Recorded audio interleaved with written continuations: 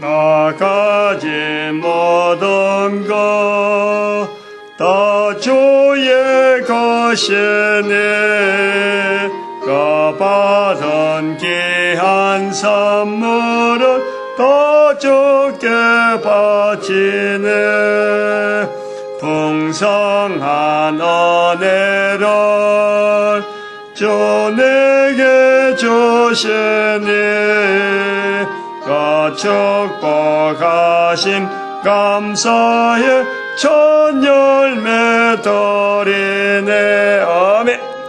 하나님 말씀 예레미야서 34장입니다. 34장 한 번 더 1절에서 끝절까지 말씀 교독합니다. 1절 말씀 제가 먼저 받들어 봉독드립니다. 바벨론 왕 느부갓네살과 그 모든 군대와 그 통치하에 있는 땅의 모든 나라와 모든 백성이 예루살렘과 그 모든 성읍을 칠 때에 말씀이 여호와께로서 예레미야에게 임하니라. 가라사대. 예레미야 34장 한 번 더 하게 됐는데 한 번 더 하려고 할 때의 그 주제는 어제도 말씀했지만 17절에 있는 내용이에요. 이걸 안 했거든. 내가 너희를 세계 열방 중에 흩어지게 할 것이며 하는 이 내용을 안 했어요. 그런데 안 하면서 이 내용을 오늘 집중적으로 할 것으로 준비를 이제 나름대로 이게 내용이 좀 중요한 게 있다 해서 했는데 그것보다도 또 조금 더 비중을 둬야 될 내용이 자꾸 이 성경을 읽으면서 그런 생각이 들어요. 어저께 할 때 34장 17절 1절을 하면서 북한의 그 김정은 입장을 느닷없이 이야기했어요. 생각 안 했거든. 아침에 선포하기 전만 하더라도 전혀 생각을 안 했어요. 근데 그것은 이제 선포하고 난 이 17절에 중심을 하려고 하는데 오늘 아침에도 그냥 두면 안 된다 하는 생각이 들어요. 여기서 그냥 끝나면 안 된다. 하루 어제 언급 그 자체인 거에서 보강을 좀 해야 된다 하는 그런 내용이 들어요. 일단은 34장에 있는 표현을 시드기야의 마지막, 이스라엘의 마지막입니다. 마지막, 왕으로서는 마지막이고, 또 바벨론 포로 갔다가 이제 다시 오는 건 이제 있어서, 또 일종의 하나의 왕조 형태라기보다도, 하나의 그 어떤 이 국가 통치가라고 이런 게 뭐 인정이 될 어떤 형태는 아니고, 나름대로 어떤 통치 어떤 기구는 만들어져요. 그런데 그거를 이스라엘 역사 가운데 정당하게 자기들의 나라 국권을 회복한 상태냐, 그거는 아니란 말이지. 그게 아니면서 나중에 이제 그 에스더란다.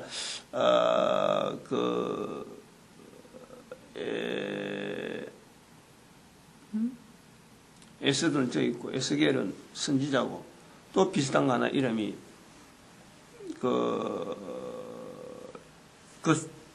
바벨론 포로 갔다 와서 또 통치되어지는 내용이 성경에 잠깐 언급이 되어지는데 그거 갖고는 그게 인정을 안 하죠. 그래서 586년 자체를 이스라엘의 어떤 몰락, 그때부터 이스라엘은 왕조 체제가 완전히 무너지고 그냥 이렇게 흩어지는 나라의 어떤 모습을 보였다, 이렇게 보는 거예요.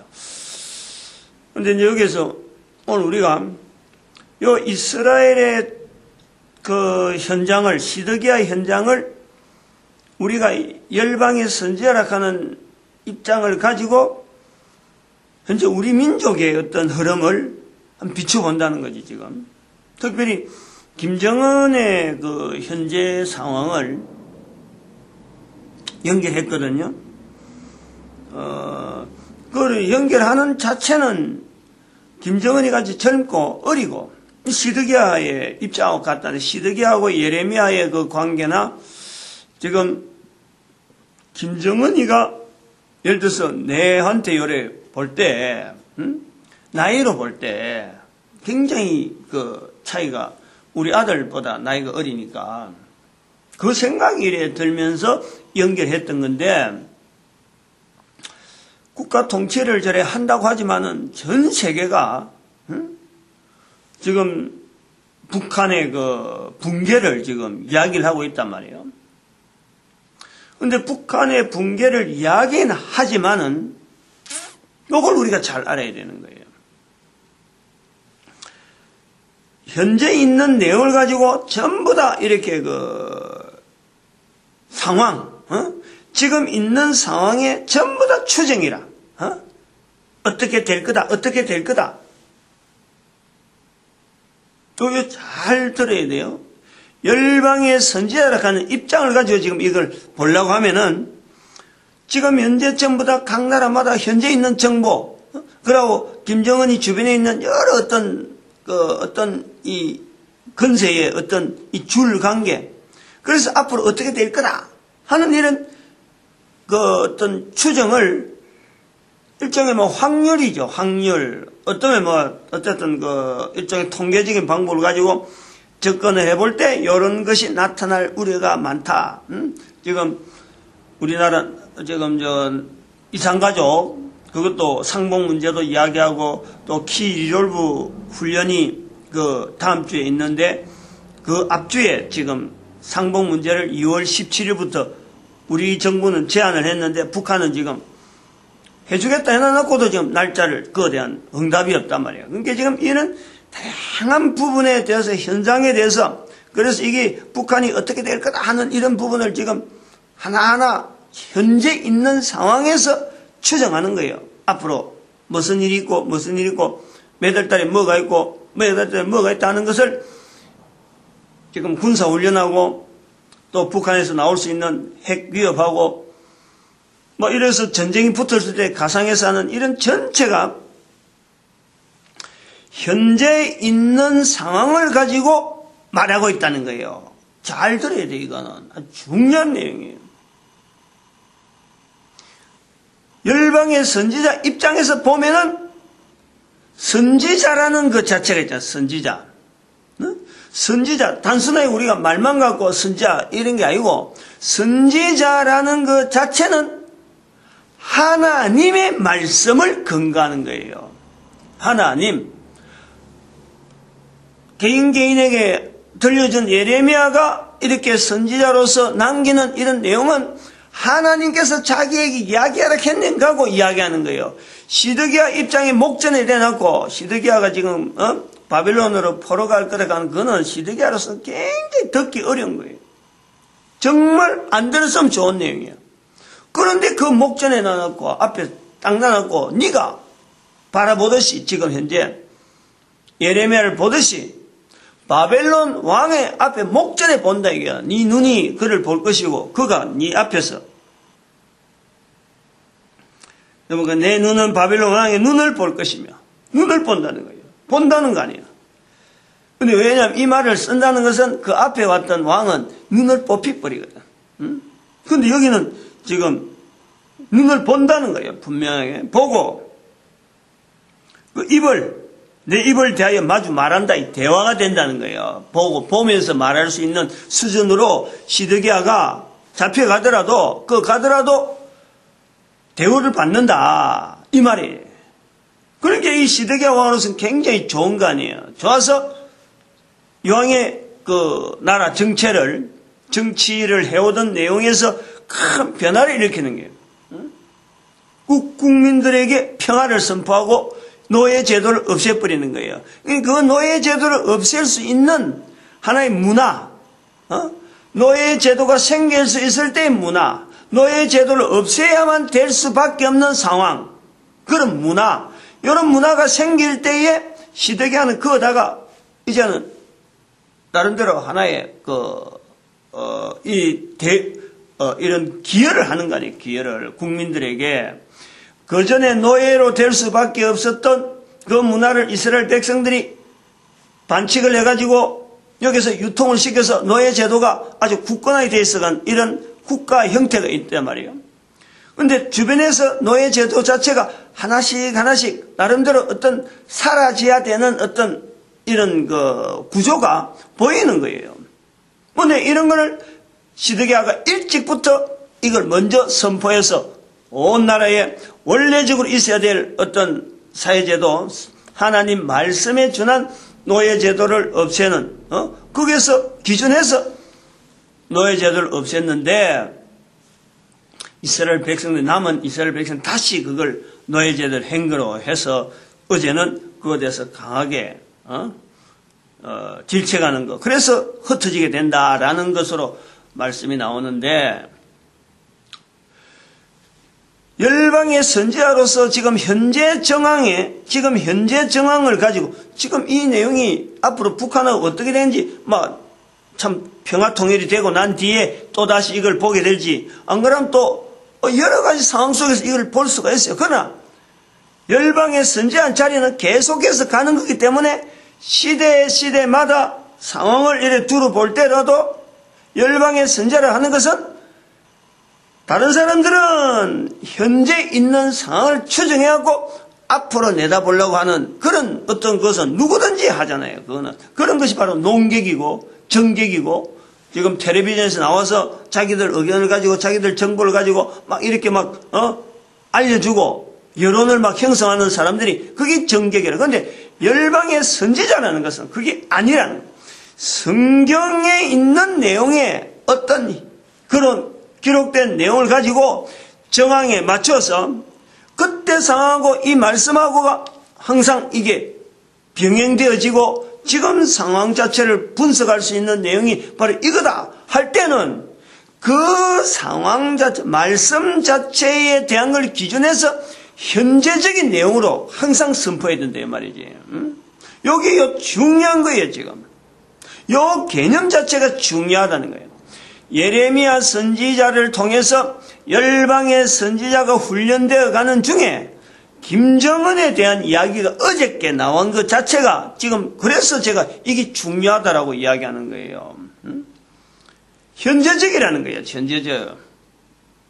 그러면은 요 말씀에 준해서 예레미야 34장을 준해서 34장에 있는 표현을 가지고 현재 각 나라 각국마다 나름대로의 전부 다 여러 가지 어떤 동향을 가지고 지금 현재 정세에 대한 분석 가지고 지금 앞으로 어떻게 일어날 거다 하는 통일이 언제쯤 될 거다 하는 이런 내용을 갖고 전부 다 추정을 하고 있다니. 그러나 열방의 선지자는 그게 아니다. 그렇게 할 수 없는 기본이 뭐냐니까 34장에 있는 내용을 갖고 해석을 한번 해보는 거예요. 지금 어떻게 될런지는 모르는 거예요. 지금. 그러나 이 34장을 해석해서 예레미야서를 통해서 북한을 내다보면은 시드기야라는 입장에 보면은 북한의 김정은이를 살려줘야 된다 이 말이에요. 북한의 김정은이가 살려주는 어떤 조건, 그런 조건으로 접근해라 이렇게 이야기할 수 있단 말이에요. 북한이 여러 가지 상황이 나쁘게 돌아간다고 김정은이 아니고 참 난폭하고 어떤 행동을 할지 모르는 그런 사람이라는 어떤 걸 가지고 북한이 붕괴될 걸 갖고 자꾸 볼 것이 아니라 34장을 통해서 보면은 시드기야를 김정은이라고 한다면은 상황이 예레미야와 김정은을 이렇게 접근했을 적에 예레미야와 시드기야 그리고 김정은과 지금 한국의 열방의 선지자 이런 자리를 볼 때 지금 박근혜 대통령이 지금 내하고 나이가 같아요. 그 이야기예요. 박근혜 대통령하고 남한의 박근혜 대통령, 북한의 김정은 사이가 이게 한 세대 차이라니까. 내 아들보다 나이가 어리다니까. 그런 비교를 해라 이거죠. 그런 비교. 그러면은 남북 간의 이 관계를 김정은에만 맞출 것이 아니라 김정은이가 저렇게 되어지는 데는 신하들이 시드기야 신하들이 김정은이는 해방시켜 주려고 한 건데 해방시켜 주려는데 신하들이 반대를 하고 있는 다시 포로를 잡는 그런 내용이 보인다는 거지. 어린데 아무리 부모를 통해서 왕이 된다 하더라도 지금 주변에서 실권 잡고 있는 그 노련한 군사가들이나 정치가들이 그 딱 잡고 있는데 한 사람이 그것을 뭐 말만 해갖고 앞에 나온다고 해. 그게 그 중심에 북한이 아니다 이거지. 그렇게만 볼 수 없다는 거예요. 여기 보인다는 거예요. 또 한편으로 우리가 볼 때 북한의 김정은을 이야기할 때 북한의 김정은이가 장성택이를 처치했다. 무참하게 처치했다. 13mm 대공포 13mm 같으면 하여튼 저는 쏴보지 않았지만은 대공포라는 거는 제가 다뤄본 거는 개인 화기로서 다뤄본 거는 이 3.2 있는데 그 캐리버 50이라고 하는 그게 있는데 그것만 50이라고 하는 그것만 다뤄봤는데 그것보다만 조금 더 큰지 모르겠어요. 14mm가 그기나 캐리버 50이나 그 14mm가 그 같은 건지 모르겠는데 비행기 쏘는 그걸 갖고 장성택이를 무참하게 죽였다는 거 아니에요. 그래 화염 방사기 하고 하는데 그렇게 사람을 무참하게 죽이고 장성택 일가를 한 7,000명 되는데 7,000명을 몽땅 지금 그 주변 사람들을 다 지금 일단은 제거했다 이런 말이 나오는 거예요. 그러면은 우리는 그런 걸 보면서 김정은이가 참 한 개인한테 전부 다 모래 엿보냈는데 그래 할 수밖에 없을 정도로 주변에서 지금 뭔가가 쪼여오고 있는 그 관계를 우리가 생각할 수 있단 말이에요. 신화를 우리가 이해하면은 그런 내용을 가지고 우리가 접근을 해보면은 남북의 이 평화통일이라고 하는 이 자체는 분명하게 있어야 될 일이지만은 남한에서나 북한에서나 북한도 마찬가지지만은 한 사람의 김정은이 한 사람에만 이렇게 집중적으로 공격하는 자체는 분명히 이거는 우리가 방향 자체가 뭔가 잘못될 수 있다. 이렇게 보는 게 한 사람이 판단한다고 해서 이게 되고 한 사람이 판단한다고 해서 안 되고 하는 이런 내용이 아니라는 거예요. 34장에서 나와 있는 내용을 볼 때는 그런 거예요. 본인이 남북 통일하고 싶다고 해서 된다는 것도 아니고 본인이 내가 안 하고 싶다라고 안 되는 것도 아니라는 거지 지금. 그런 걸 우리가 봐야 되는 거예요. 중요한 건 그거지. 그 다음에 두 번째 우리가 더 볼 수 있는 거는 북한의 김정은의 이 남북 통일 관계를 우리가 연결할 때 한편으로 또 볼 수 있는 건 뭐냐면은 남한이 북한이라는 것하고 남한이 이렇게 우리가 지금 남한의 입장에서 보잖아요. 그래서 남한은 항상 평하고 여기서 말하는 자유가 있고 북한은 자유가 없다. 이런 식으로 우리가 볼 때에 요 내용을 다시 다르게 조금 더 우리가 보면은 남북한이 평화롭게 통일되어진다는 전제는 하나 우리가 가정은 할 수가 있어요. 보는데 그래서 이거는 시드기야가 백성들에게 평화를 선포한다. 요 내용이 남북이 평화롭게 통일되어지는 과정까지는 전제가 되는데 이것이 시대가 변해가지고 이것이 상황이 달라져가지고 평화로 통일한 이 남북이 다시 남북 전체가 노예 상태로 들어갈 수 있다라는 전제도 우리가 본다는 거예요. 이 상황을 두 가지로 보는 거예요. 남북이 김정은을 통해서 보는 한 개인으로 볼 수도 있지만은 북한 전체 주민을 보면서 남북을 통해서 평화롭게 통일되어지는 상황을 우리가 볼 수 있다. 그러나 이것 자체가 연유가 돼가지고 오히려 더 여러 가지 정세 변동에 1년 사이 그런 건 알겠지만은 이것이 어떻게 변동이 되어서 남북한이 전체가 노예 상태로 주변의 중국이나 중국이 아마 영향이 있겠죠. 중국의 영향이. 이렇게 할 수 있는 것은 남북을 전체를 해갖고 뭉텅거려서 노예 삼을 수 있는 것은 중국이 영향이 있겠지. 다른 데는 영향이 없어요. 지금 현재 뭐 소련이 영향을 낼 수도 없어. 지금은 잘 봐야 돼. 이걸 잘 들어야 돼요. 요 상황까지 들어가면요, 이 상황이 굉장히 복잡해. 지금 현재 상황으로는 아무도 예측을 못해. 그러나 예측할 수 있는 방향 자체를 낼 수 있는 부분은 분명히 있다는 거예요. 이런 내용을 가상을 하면서도 다른 사람들은 지금 현재 정세를 갖고는 아무도 예측 못하지만은 예측할 수 있는 능력이 바로 선지자에게 있는 거예요. 그게 열방에서. 왜? 성경에 있는 내용 갖고 해석하기 시작하면 성경에 있는 내용을 가지고 또한 전체를 정리를 할 수 있는 거예요. 그래서 그 내용이 흩어진다라는 이 내용에 남북한이 흩어질 수밖에 없는 상황, 즉 남북한이 노예 상태로 다시 들어가는 자유를 잃는 그 상태로 들어가는 걸 통해서 남북한이 흩어질 수 있는 상황이 나온다라는 것을 우리가 보는 거예요. 그러면 봐봐.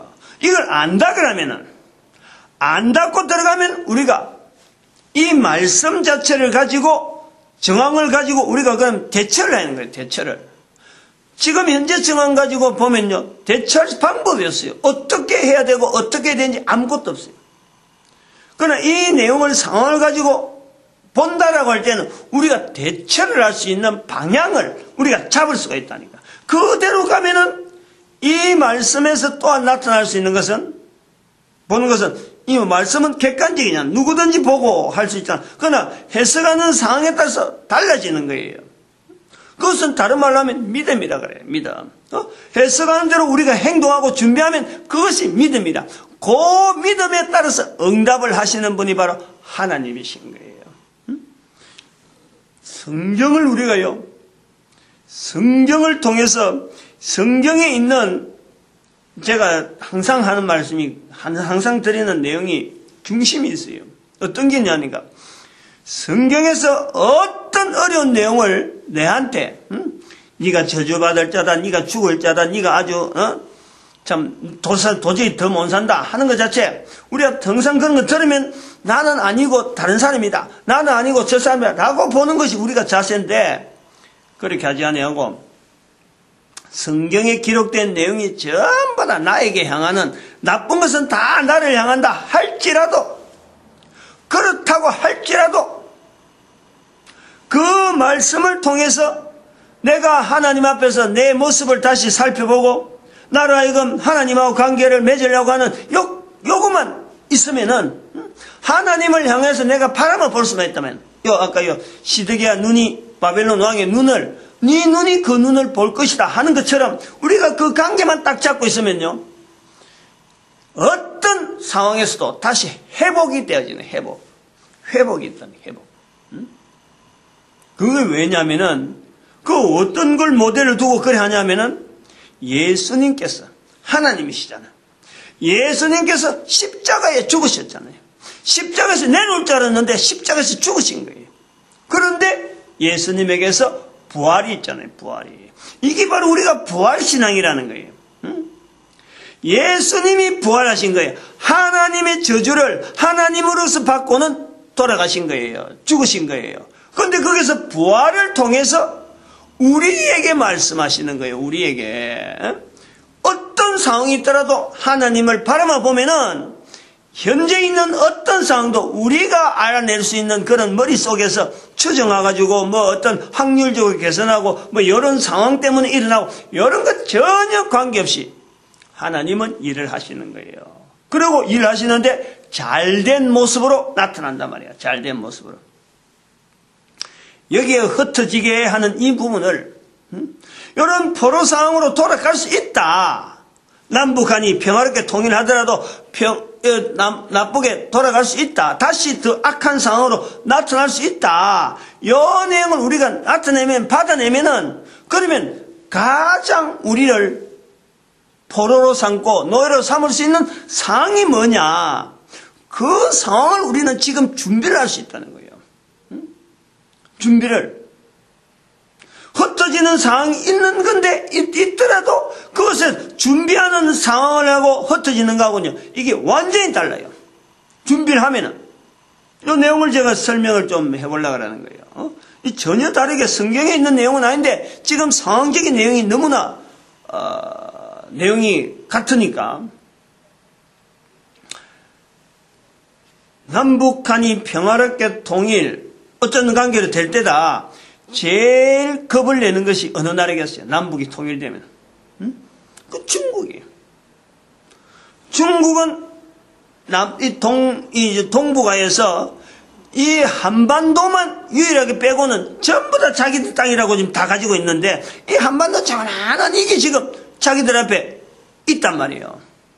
그리고 여기 지금 경제가 전 세계에 엄청난 그 경제를 갖고 있고 그러면 이 한반도 빼고 나면 일본이 있는데 한반도가 있기 때문에 일본하고 지금 경제가 상당히 지금 이 어떤 삼각구도가 되어 있다니까. 그러면 남북한이 통일되어지는 이 과정에서 제일 취약할 때가 바로 이게 한참 일에 막 바로 세우려고 할 때 이때가 제일 취약한 거예요. 안정시키고 뭐든지 참 질서를 바로 세우려고 할 때가 이게 제일 어려운 거예요.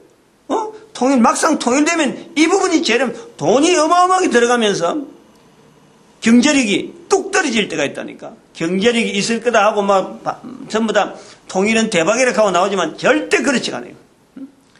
만만치가 않아요. 이게. 말만 가지고 대박이라 해갖고는 될 일이 아니에요. 뭐 경제적인 지표가 얼마 나온다 이런 거 계산 갖고는 어림도 없어요. 어마어마한 지금 위험 요소가 있다니까. 그럼 중국이 손 안 대고 코 풀기 식으로 이걸 힘으로 쫙 밀어붙이고 내려오면은 중국이 만약 그런 관계로 된다 하면은 속수무책이에요, 우리가 속수무책이라니. 그 연장을, 그러한 상황을 우리가 34장에서 추론을 하는 거예요. 그러면 이 중국의 상황 자체를 막을 수 있는 방법이 뭐냐? 그 제가 말씀드린 책에 해놨어요, 책에. 중국의 상황 자체를 갖고 하는 건 아니고 중국의 상황 때문에 그렇게 되어졌다라는 거는 뭐 그게 설명은 안 했지만은 이 완충 작업으로서 남북한과 중국과의 관계에서 완충 작업 되어질 수 있는 지역이 뭐냐니까 만주 땅이 있어요. 만주 땅이. 이 만주 땅은 역사적으로 일본이 만주국이라고 한번 세운 땅이 있다니까. 그게 청일전쟁 이후로 노일전쟁에서 승리하고 이 만주 사변을 일으켜가지고, 그래갖고 만주국을 자기들이, 만주국이다 하고 부른 거예요, 자기들이. 근데 요거를요, 그 책에 있는 대로, 일본 사람들을 거기다가 만주를 3분의 1로, 지금부터 그거 작업을 해야 된다, 이 말이지. 제가 지금 말씀드리는 거는, 남북 통일이라고 하는 하두보다도 더 급한 것은 그거 자체에 대해서 그것만 갖고 하다 보면 중국한테 넘어가 버리니까 그것보다 먼저 나와야 될 말이 일본 사람들을 지금 만주 땅에 집어넣는 그 정책을 중국, 일본, 한국이 그것 자체를 갖고 나눠야 돼. 지금 곧 일본하고 중국은요, 금년 아니면 하여튼 우리보다 더하게 자기들이 가지고 있는 전쟁 무기 가지고 한바탕 싸울 거예요. 한바탕 싸운다는 느낌을 제가 오래전에 받았어요. 그래가지고 중국이 미안하다는 느낌을 일본에다가 아마 제처를 취할 게라. 바로 그 연결을 지금 제가 보는 거예요. 분명히 약이 만주 땅이 나올 수 있는 상황이 나올 거다. 그 상황이 뭐냐니까 일본하고 중국하고 한바탕 무력 충돌이 있을 것이다. 그러면 계속해서 이런 무력 관계 때문에 막 이렇게 삼국이 서로 간에 참 이렇게 긴장 관계 있어야 되느냐. 그런 것 때문에 만주 땅에 대한 제안을 해놓은 거예요. 만주 땅 일본 사람들을 피신시켜야 돼. 일본 섬을 버릴 정도로 일본을 나라라 하는 나라를 섬을 섬으로서 이제는 하나의 전략시키고 일본이라는 나라를 만주로 보내는데 만주 땅을 3등분을 해가지고 중국, 일본, 한국이 만주 땅을 만리장성 이 동쪽에 만리장성을 경계로 해서 만리장성 이쪽을 전체를 다 만주 땅으로 보고 한반도보다 훨씬 배가 한반도에 몇 배 될 거예요 아마. 그것만 해도 만주 땅만 하더라도 거기에 삼국을 분해를 이제 그 관할 통치 구역을 별도로 하면서 그 자체를 특별 어떤 지역으로 중국에서 할양을 하고 일본이 그거다 3분의 1 잡고 일본 땅을 지금 현재 일본 섬을 3등분 해가지고 한국, 일본, 중국 이 3등분 해하고 가진단 말이에요. 관을 한다는 거예요. 그러면 이게 국토적으로 3등분, 3등분 되는 거는 지금 같아요. 그런데 대한민국의 이 어떤 통로 자체를 그 어떤 지형을 빌려주는 거예요. 통행료를 통행하는 길을 내는 거예요. 거기 제가 보니까 서해안 쪽으로 해가지고 어떤 통로, 어떤 서해안 지역 전체를 하나의 그러면 일본은 만주 올라가기 쉽고 중국은 또 가까우니까 서해안의 어떤 지역 자체를 어떤 특별 지역으로 만들든지 거기다 길을 말이요. 아주 몇 차선을 해갖고 길을 아주 발달시켜서 일본 사람들이 중국 가기 쉽도록 만주 땅을 가기 쉽도록 그래서 왕래가 쉽게 되어지는 그런 구조로 삼국의 이 변형을 하는 거예요. 그게 지금 34장에서 나오는 요 내용을 읽어서 흩어진다라 하는 것이 바로 여기 이제 흩어진다 나오는 거예요. 한국의 이제 남한만 갖고 있던 이 나라가 남북에서 관계만 갖고 있던 이 나라가 북한에도 올라가고 만주에도 올라가는 요 내용이 흩어지는 거예요. 흩어지는 거예요. 근데 원래 이 흩어진다 하는 제가 이 읽을 때는 요걸 갖고 구조를 안 했거든. 안 하고 지금 현재 앞으로 우리 이스라엘 백성들이 흩어지는 이 모습처럼 우리의 흩어지는 모습이 어떻게 있을 것인가 흩어진 것에 대한 어떤 다양한 나타나는 선한 여러 가지 결론들 흩어진 게 나쁘게 된 건 아니고 흩어졌지만은 좋게 나타났던 여러 가지 상황이 있는 거예요. 그거 이야기하려고 제가 마음을 딱 두고 있었는데 북한의 김정은하고 연결되면서 엉뚱한 내용으로 흩어지는 또 하나의 이야기를 모델을 지금 이야기한 거예요. 결국 우리의 수도는 그러려면 우리의 수도가요. 한국의 수도가 옮깁니다. 옮기는 거예요. 흩어진다라는 이 표현에서는 한국의 수도가 지금 서울로 하니 과천에 있는 그 청사 국가청사로 하니 또 지금 세종시 이야기가 막 나오고 세종시로 해서 지금 막 조그만 나라에서 행정력이 막 나눠졌다 이런 이야기를 하는데 이젠 평양과 서울 자체가 전체가 다요. 만주에서 통치하는 거예요. 일본도 거기서 하는 거예요. 그 중국도 바로 국경이 바로 북경 자체가 중국의 어떤 수도면 그 가까우니까 만주 땅에서 가까우니까 이 전체가 중국 땅에서 전체를 보는 거예요. 이 내용이 동북아 평화공조이다 하는 내용으로 책에 지금 개독국민운동 1번에 그 내용을 했어요. 2번까지 나오겠다 하고 지금 준비를 하고 있는데 2번은 교육제도에 대한 거예요. 교육제도. 완전한 틀을 지금 현재 교육제도 이 근본적인 부터 이야기를 찬채 해갖고 이걸 새로운 어떤 교육제도 이 세상 이 정세가 자꾸 바뀌는데 지금 해난 것처럼 이래갖고는 이게 항상 위로 지향으로만 되었고 어떤 관문, 문을 통과하는 이런 정도의 교육은 이거는 더 이상 수용할 수 없는 그거 자체가 굉장히 낡은 안 맞는 거예요. 안 맞는 거. 이거 자체를 바꿔야 되겠다. 그래서 이 교육비 때문에 우리가 고통스럽고 전체 사회 구조나 이 모든 게 요거 하나에 막 매여 있는 것처럼 이래 갖고는 안 된다.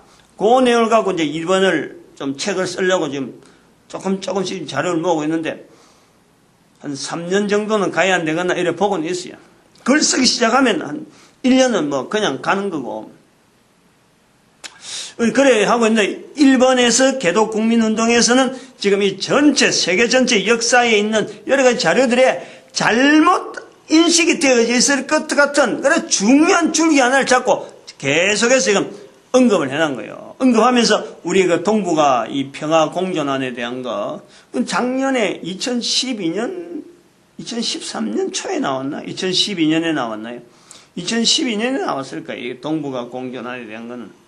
그러다 책을 2013년에 표현을 하는 거지. 우리가 이거 열방의 선지자라 하는 이 개념을 갖고, 이 내용을 갖고, 이 성경을 본다는 자체, 또 열방의 선지자라 하는 그 자체가 뭐냐? 개념이 현실적이라는 거예요, 지금. 그냥 우리가 옛날에 뭐 기록된 거 그거 잡고 그냥 구호만 외치는 게 아니고 상황 전체에 대한 상황을 성경의 어느 부분, 신구약 성경이 있으니까 다행이라. 또 한편으로 우리가 또 봐야 될 것은 열방의 선지자로서 하나의 성경의 자리를 우리가 봐야 될 것은 이스라엘에서 제가 책에다 요구한 것이 뭐냐니까 이스라엘 사람들이 성경에 추가해야 될 내용이 하나 더 있다. 예레미야서에 있는 이 내용처럼 새 언약에 대한 언급을 해라. 31장에 새 언약이 나오잖아요. 그런데 이스라엘 백성들이 아직 새 언약이 뭔지를 모르고 있는 거예요. 자기들이 기록해야 되는 줄 모르고 있는 거예요. 구약의 역대기 상하를 기록하듯이 이스라엘 백성들이 바벨론 포로 후에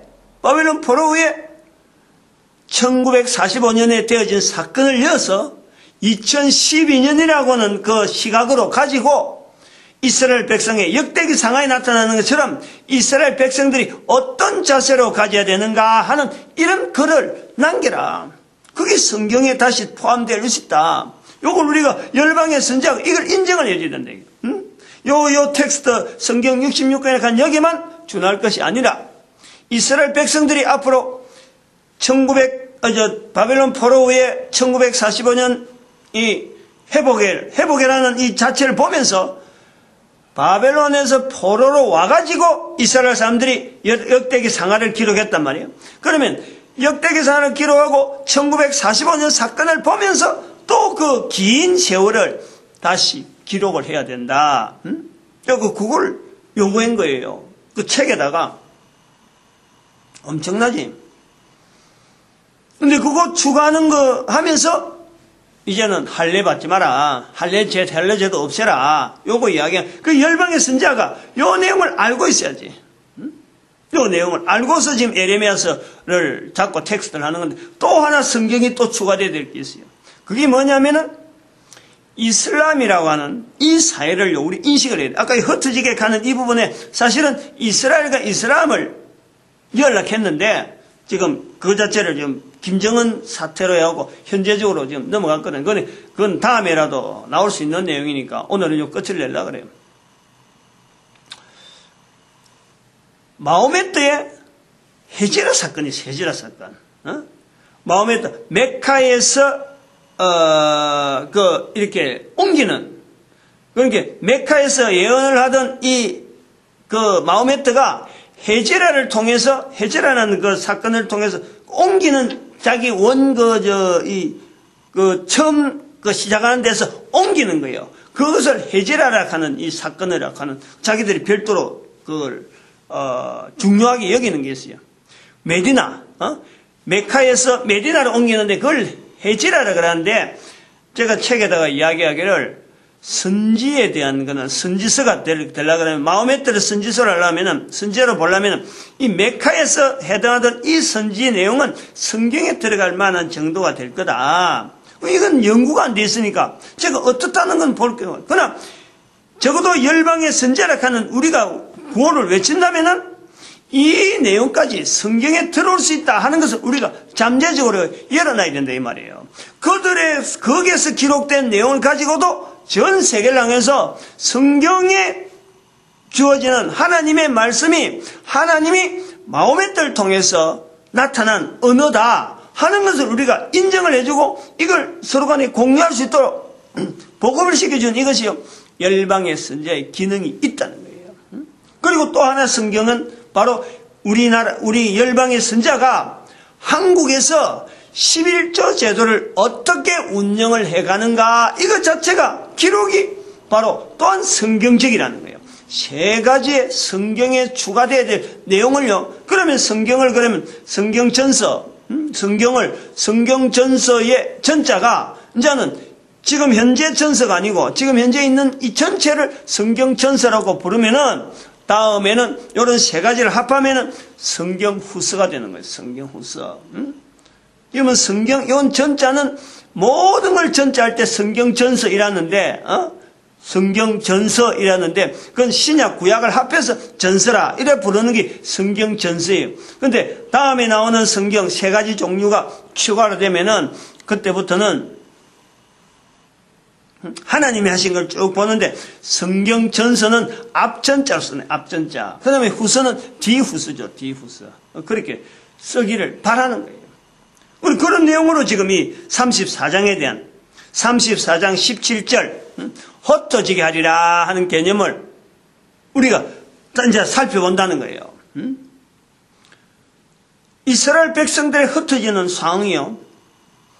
이스라엘 백성들에게 바벨론 포로 이후로부터 이제 이게 흩어진다 하는 이 표현이 나오는 거예요. 그리고 지금부터 2500년 전에 이 사건이 있어가지고 2500년 동안 이스라엘 백성들이 흩어지는 역사라는 거예요. 흩어지는 역사. 여기에 대한 역사를 이스라엘 백성들의 시각을 가지고 자기들은 약속을 받았으니까 아브라함으로부터 약속을 받은 그 약속이 있으니까 그 약속을 통해서 어떻게 이걸 바라볼 거냐 하고 기록을 한다면 그 기록을 할 때 한반도의 이 섭리, 한반도와 관계된 것이 반드시 언급되어 나올 수밖에 없도록 그렇게 되어지도록 되어 있어요, 그게. 그래서 이제 그때부터는 그 후서에서 나오면은 이스라엘 사람들이 흩어진 경험을 통해지고 아브라함의 언약을 뛰어넘는 창세기 17장에 있는 아브라함의 언약을 뛰어넘는 벨렉으로 나가는 그 욕단으로 흩어지는 그까지 나가라 하고 제가 욕을 낸 거예요. 역대기 상하는 아브라함부터 시작되어지는 이스라엘 백성들의 그 상황을 기록을 해놨어요. 그게 바벨론 포로까지라는 거예요. 그런데 2012년에 하나의 이 종교를 하고 1945년부터 70년 지나고 나서 비로소 이 1945년에 이스라엘 회복을 성경적인 사건이라 하고 여기서 공포한 거 아니에요, 우리가. 그래 볼 때에 이스라엘 백성들의 성경 후서에 나타날 역대기 상하에 또 다른 어떤 이름이 나오겠지. 역대기 상하 아니라도 뭐 다른 이름은 나오겠죠. 그런데 역대기 상하의 버금간처럼 이스라엘 역사를 뒤다보고 살펴보면서 남길 수 있는 그 내용은 어디까지 나가느냐? 아브라함을 뛰어넘으라 이거예요. 아브라함을 지나치라는 거지.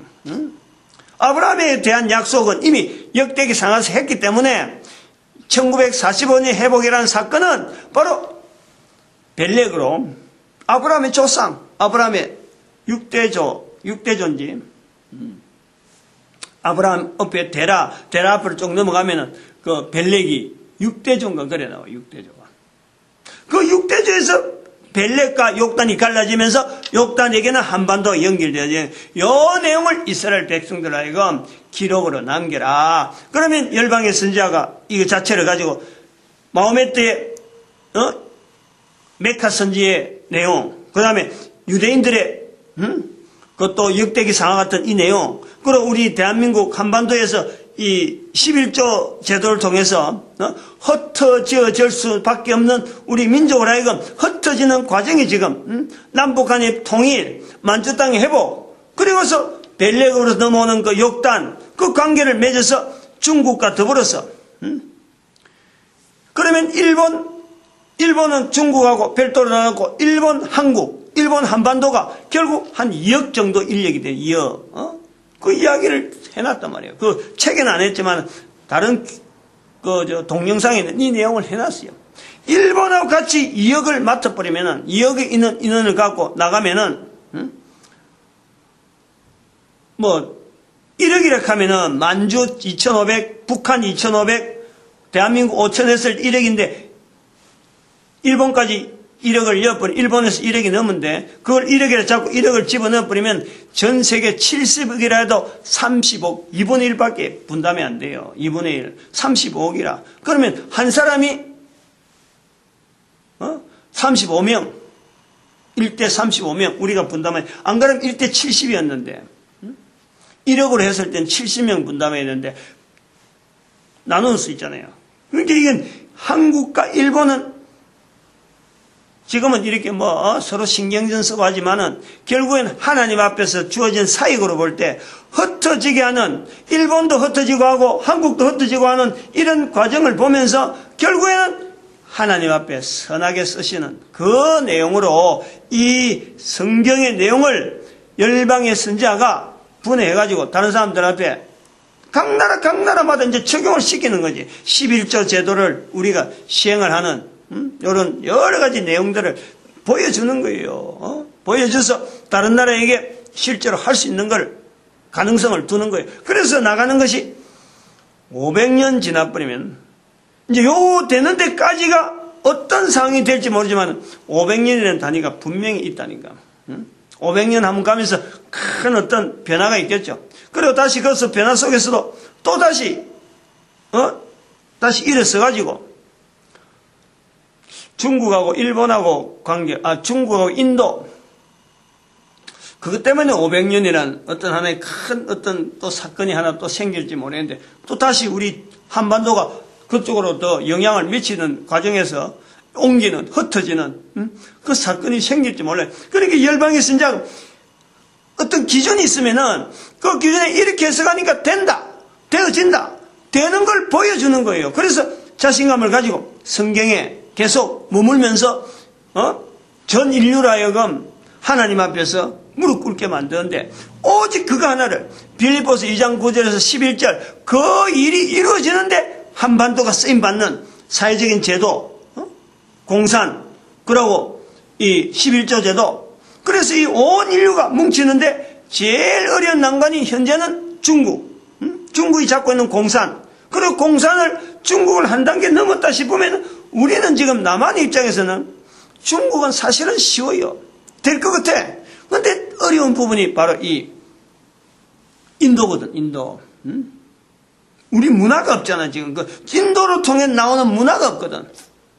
연결되어서 이 문화적인 부분이 돼야 되는데 요 내용을 열방의 선지자가 두고 사람은 달라질 수 있어요. 사람은. 그러나 열방의 선지자의 자리, 그리고 성경이라고 하는 이미 있는 이 객관화되어지는 자료, 앞으로 만들어질 자료, 이런 것 자체를 잡고 우리가 하나님을 향해서, 하나님은 여전하니까 결국에는 빌립보서 2장 9절에서 11절에 그 말씀을 목표로 해서 나가면요, 반드시 우리 대한민국 현재 상황보다도 앞으로 후손의 상황이, 전망이 밝을 수밖에 없다. 밝을 수밖에 없다. 어디 없는 이야기 지인해서 하는 건 아니고 있는 내용을 가지고 해석하는 거, 그것밖에 안 했어요. 근데 그 해석할 때 성경에 있는 내용을 가지고 해석해왔고 앞으로도 그래 해라, 이런 내용이죠. 반드시 참 놀라운 일들이 본인들도 느끼고 그 현재적으로 항상 느끼고, 그러고 투명하게 항상 모든 사람이 다 알 수 있고, 그리고 모든 사람에게 자유를 선포하는 것처럼 모든 사람들이 바라는 내용을 갖고 우리가 할 수 있어요. 전도자 되는 거 감사하고, 그리고 모든 교회가 전도를 하나 돼야 되고 온 국민이 전도 국민이 되어지기를 축복하는 시간 주여 감사합니다. 주여!